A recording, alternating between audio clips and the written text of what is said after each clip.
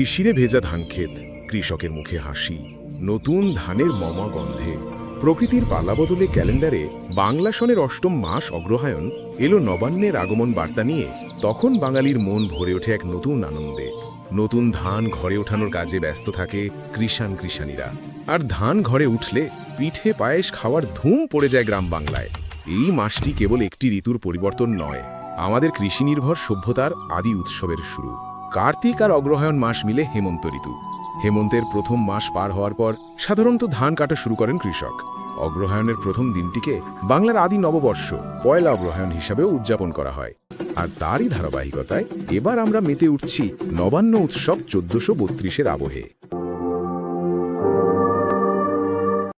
প্রাচীনকাল থেকেই বাঙালি জাতি ধর্ম বর্ণ উপেক্ষা করে নবান্নকে কেন্দ্র করে উৎসবে মেতে ওঠে।